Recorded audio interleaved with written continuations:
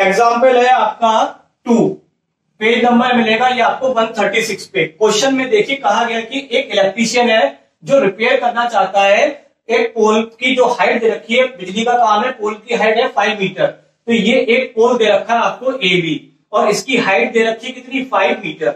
यहाँ पे एक बिजली का जो काम होना है वो इस पे होना है पोल पे।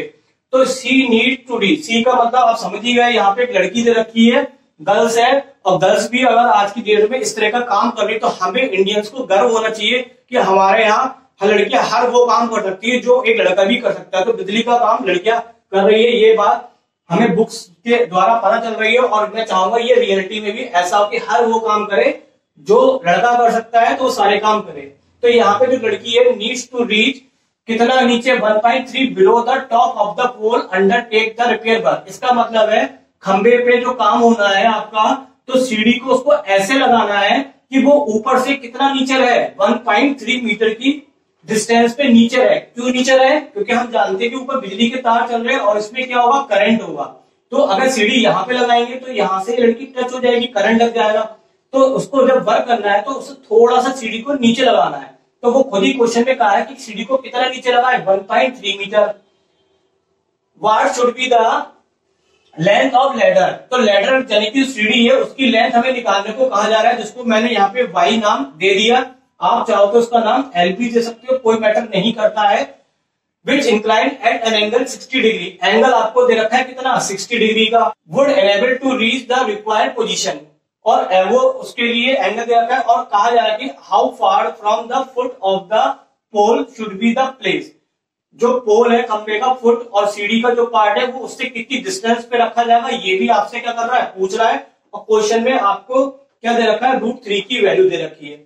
अब बच्चों ये डायग्राम तो आपका एनसीईआरटी बना है, अगर आप इस तरह का डायग्राम बनाएंगे तो आपके लिए टाइम बहुत वेस्ट होगा। तो पहले तो मैं आपको सिंपल सा डायग्राम बना के दिखा देता हूं। ये आपका एक पोल हो गया और पोल का नाम जैसे कि यहाँ पे कोई भी लिख सकते हैं, मैं अभी इसी के अकॉर्डिंग ये लेता हूँ, ए डी पोल हो गया। ये हमने लेटर इस तरह से लगाएंगे, आप लेटर का नाम हो गया यहाँ पे बी और सी हो गया। बस इस तरह से आप एग्जाम में डायग्राम बना के आएंगे और ये मेंशन कर देंगे AD is the pole and CD is the BC is the ladder. तो जरूरी नहीं कि आप साथ डायग्राम इस तरह का शो करें। फिलहाल अभी मैं इसको मिटा देता हूं, उसी से मैं क्वेश्चन को सॉल्व करा देता हूं।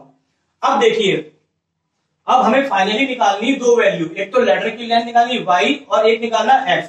तो सबसे पहले हम ये देखेंगे कि यहाँ पे जो ट्रायंगल, ये हमारे राइट एंगल ट्रायंगल बन रहा है। ये राइट एंगल ट्रायंगल में हमारे पास ये वाली वैल्यू भी नहीं मालूम है, तो इस वैल्यू को हम पता करते हैं। ये क्या आपकी बीडी कैसे निकालेंगे, पूरी ए डी में से ये वाला पार्ट हम कट कर देते हैं। तो सबसे पहले हम ये वैल्यू निकालते हैं बीडी को हम क्या लिखेंगे, पूरी ए डी लिखी है हमने और उसमें से ये वाला पार्ट हमने कट कर दिया, तो ये पार्ट क्या बचेगा आपका बीडी।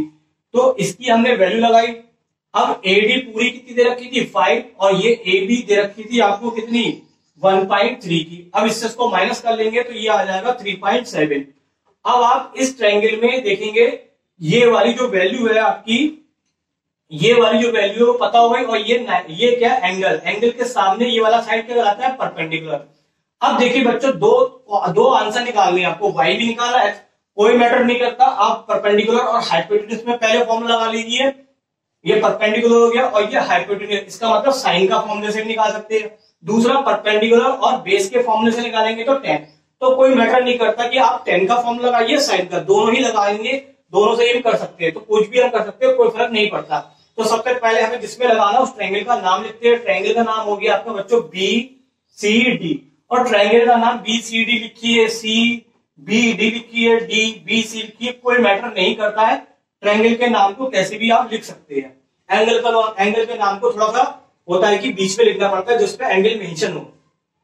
तो हमने यहाँ पे फॉर्मूला लगाया, इसमें पहले हमने लेटर की लेंथ निकाल लेते, तो हमने इन दोनों में फॉर्मूला लगाया। ये हो गया परपेंडिकुलर और ये हो गया हाइपोटेन्यूज। फॉर्मूला आपका यहाँ पे लिखा हुआ है, साइन का फॉर्मूला होता है परपेंडिकुलर अपॉन हाइपोटेन्यूज। अब यहाँ पे हम इसकी वैल्यू लगाते हैं। एंगल हमारे पास कितना है बच्चों, यहाँ पे एंगल है 60 डिग्री, परपेंडिकुलर हो गया 3.7 और y हमारे पास ये हो गया। यहाँ से साइन 60 की वैल्यू देखेंगे तो साइन 60 की वैल्यू है √3/2। तो यहाँ पे हमने क्या करा, साइन 60 की वैल्यू लगा दी √3/2। इसकी यहाँ से करके सॉल्व करके हमने किसकी वैल्यू निकाल लेते हैं, यहाँ से y की वैल्यू निकाल लेते हैं। y की वैल्यू कैसे निकालेंगे, 3.7 की 2 से मल्टीप्लाई करेंगे और डिवाइड में कितना आ जाएगा, √3। अब यहाँ पे हमने क्या करा, 2 की मल्टीप्लाई 3.7 से कर ली तो 7.4 और 1.73 की इससे आ गया। यहाँ पे थोड़ा सा ये होगा कि बच्चे बहुत से ऐसे होते हैं कि कैलकुलेशन करने में दिक्कत होती है, तो चलिए मैं इसके कैलकुलेशन को पहले आपको सॉल्व कराते देता हूँ किस तरीके से करनी है। तो यहाँ पे सबसे पहले हम यहाँ पे 7.4 1.73 है तो डेसिमल से डेसिमल हटा देते हैं। यहाँ डेसिमल एक प्लेस है या 2 तो ऊपर एक जीरो बढ़ा लेंगे तो कितना आ गया आपका 740/173। अब 173 को डिवाइड करते हैं किससे, 740 से, तो ये कितना टाइम जाएगा इसका, 1 जो लगभग 200 है, 2 3 जाते हैं लगभग ये 4 टाइम जा सकता है। तो 4 टाइम्स इसको हमने डिवाइड करा, मल्टीप्लाई करा, 4 3 जा कितना हो गया आपका 12, 4 7 जा 28 और एक हो गया 29, 4 1 जा 4 और 2 6। तो यहाँ पे कितना बचा आपका, यहाँ पे 8, यहाँ 13 में से 9 किया 4 और उधर बराबर ही हो गया। अब कुछ भी नहीं उतारने को बता तो डेसिमल लगा के 0 उतारा, ये 200 लगभग ये 2 टाइम जाएगा, 2 टाइम करेंगे 3 2 जा 6 7 2 जा 14 का 1 2 1 जा 2 और 3। तो रिमाइंडर आपका कितना बचा यहाँ पे, ये आपका बचा 4 और यहाँ पे 7 में से 4 गया 3 और इधर कितना बचा 1। अब देखिए इससे छोटा है तो डेसिमल लगा तो इसके आगे 0 बढ़ा लिया।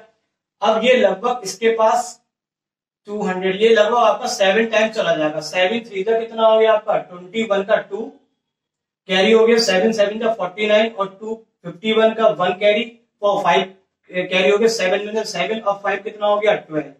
फिर आपका बचा यहाँ से कितना 9 और यहाँ पे बचा 3 में से बन गया 2 और यहाँ पे से 3 में 2 गया 1 129। फिर डेसिमल लगा तो 0 और देखिए ये 1 2 1 तो लगभग ये फिर से कितना चला जाएगा इसके साथ 7 टाइम। तो इसका कुल मिला के आंसर जो आ गया वो आ गया 4 कितना आ गया 227 आ गया। तो ये हमने यहाँ पे कर लिया। अब इसको राउंड ऑफ में करेंगे तो इसके हम 2 प्लेस पे देंगे तो इसका नंबर अगर 5 से बड़ा होता है, 5 या 5 से ग्रेटर होता है, तो ये एक नंबर बढ़ा के लिखेंगे, 7 की जगह क्या कर देंगे हम 8। तो इसका जो राउंड ऑफ आंसर हो जाएगा वो हो जाएगा y का 4.28 मीटर। तो ये तो फिलहाल एक और पार्ट हो गया हमारे पास, लैडर की लेंथ आ गई। लेकिन अभी हम एक साथ काम करते हैं, एक्स भी निकालते हैं। देखिए अब एक्स निकालने के लिए हमने इसमें और इसमें फॉर्मूला लगा देते हैं, ये परपेंडिकुलर और ये बेस। तो परपेंडिकुलर और बेस में फॉर्मूला आपका किसका होता है 10 का, क्या होता है P/B।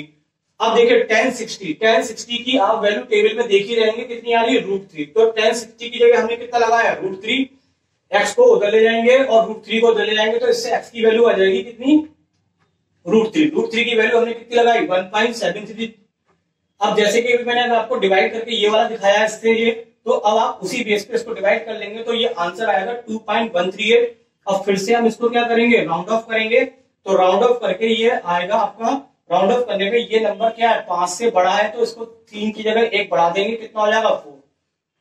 तो ये 2 आंसर हो गए। कौन कौन से आंसर पूछे गए थे आपसे, इसकी लेटर की लेंथ y पूछी गई थी तो ये एक तो ये आंसर हो गया, दूसरा वो यहां से कितनी डिस्टेंस है x पूछा गया था तो दूसरा आंसर ये हो गया। और यहाँ पे ये क्वेश्चन क्या हो गया आपका फाइनल हो गया। अब यहाँ पे आप इसका स्क्रीनशॉट लेंगे